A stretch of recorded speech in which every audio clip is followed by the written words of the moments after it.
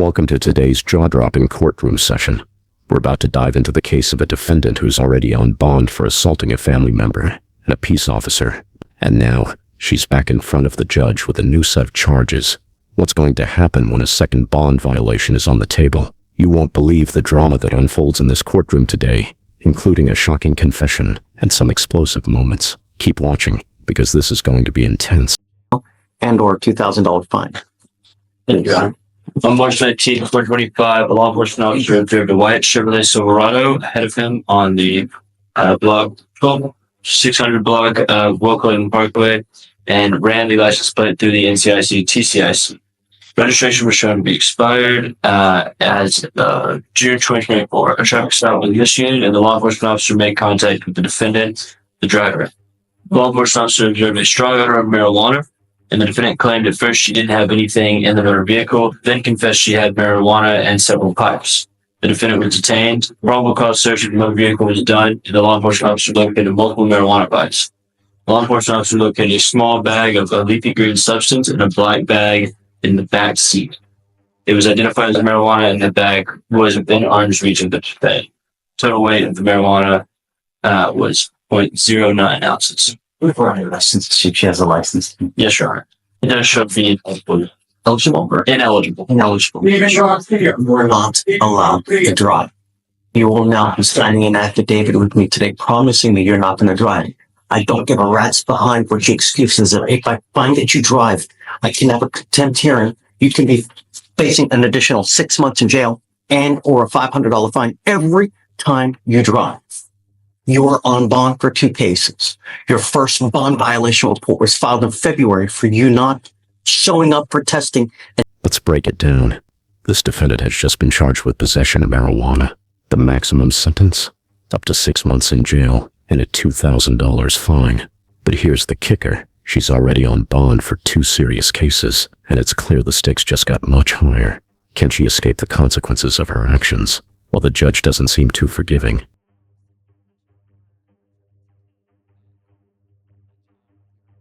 The day that she missed court here. The judge isn't holding back today. She's already had 1 bond violation, missing court, and now she's caught up in another mess. A traffic stop reveals marijuana in the car, and the defendant tries to play it cool, claiming she doesn't have anything. But when the officers search, they find pipes and a bag of weed. It's looking like her bond could be revoked, but hold on, things are about to get even more intense. For bond revocation on the felony court, which she spent like 5 days in jail last week. When did you get out on that? Do you think the defendant deserves another chance, or should her bond be revoked once and for all? Drop your thoughts in the comments. We're now hearing from her lawyer, who's arguing that she's already been punished, spending several days in jail for a previous violation, cold as ice. He's clearly not convinced, and you can feel the tension rising in the room. When someone tells me something, and they repeatedly fail to recognize the conditions that we set forth. For me, it goes in one ear and it goes out the other ear. You telling me something when you get out the doors, you still do whatever the hell you want to do without regard to bond conditions in this court. I'm now revoking your bond. She goes with me. Well, hold on. I need to sign this affidavit so she's not going to drive. And then she doesn't. I'm sorry, but it's just one thing after the other. Just do you want to go ahead and issue a new bond, or can I revisit you in about an hour to figure out what we want to do, Jen? Here's where it gets interesting. The lawyer tries to argue that she's been punished enough already, but the judge isn't having it. He calls out her repeated failure to follow the court's orders and questions her credibility. The repeated violations, the missed court dates, the blatant disregard for bond conditions. Are these just mistakes, or is there a bigger problem here? The judge's patience is wearing thin, and he's ready to make an example out of her.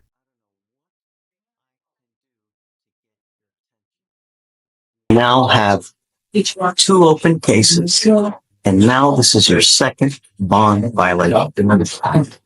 What do I need to do to get your What do I need to do to get your attention? Is it putting you back in jail, Mr. Joseph, and making your bond? Your actions tell me that this is what we're going to do. I'm sending him now for a drug and alcohol test. I want to know what, if anything, is in the system. You were to come back. If you fail the test, If you fail to take the test, if you fail to come back, it's not going to go well for you.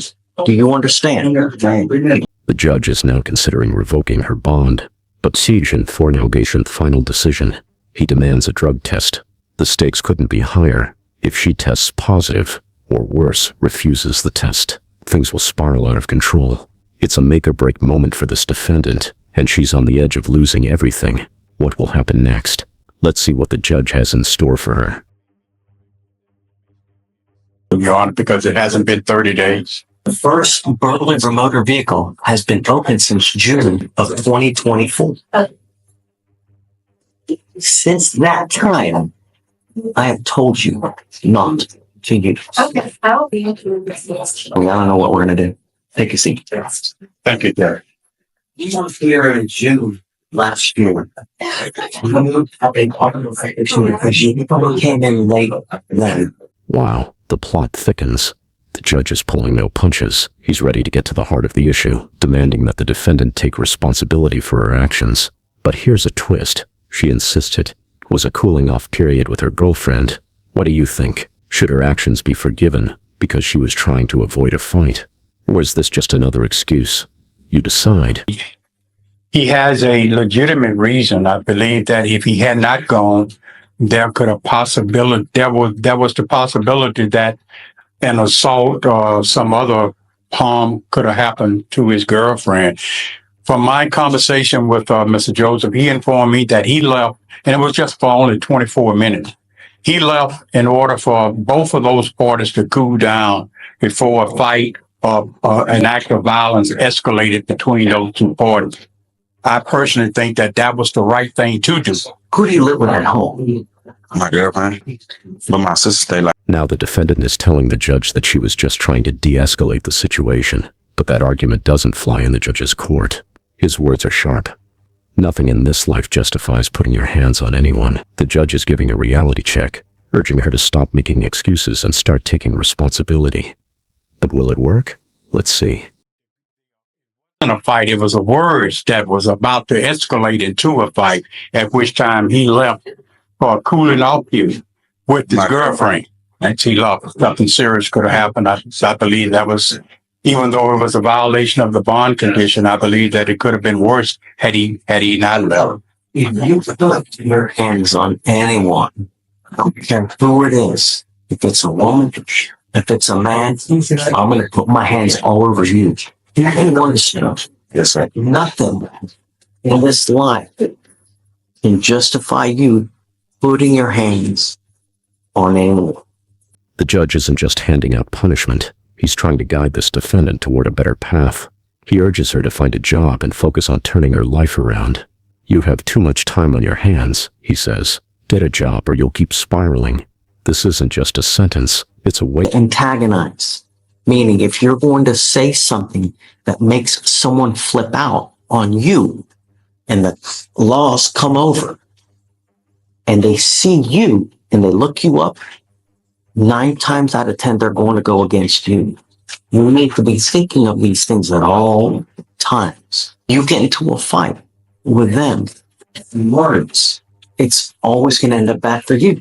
I understand and I appreciate de-escalating the situation, meaning you're leaving so that it doesn't end up in anything more, but it shouldn't be like that in the first place. Are you working? No, I just did 3 job applications. At the end of the day, the judge sets clear expectations for the defendant. 2 weeks to show that she's making an effort to find a job. 2 weeks to prove that she's committed to changing her life. If she fails, things won't end well for her. The question is, will she take the opportunity seriously, or is this just another delay in her journey? Maria, can we help them out? Yes, I'll give them some resources. We're going to give you resources to try to help you get a job. This case highlights the fine line between second chances and repeating the same mistakes. The defendant has been given an opportunity to change, but will she take it? One thing is for sure, the judge is holding her feet to the fire, and there's no more room for excuses. It's a crucial turning point for her life, and only time will tell if she can rise above her mistakes. All you're going to do is you're going to go up and you will make more money. The higher you go up in a job, the more money you're going to make. And then everybody's happy. When you get to buy nice things, That's what life's about. Not the janky, stupid ass jobs where you're making $6 an hour. No.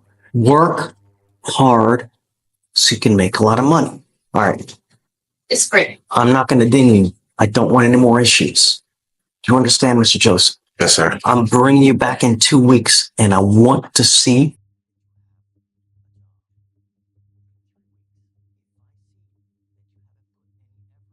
If you found this case as shocking as we did, make sure to hit that like button, share your thoughts in the comments, and don't by chance forget to subscribe for more jaw-dropping courtroom breakdowns. It's got plenty more to come, so stay tuned.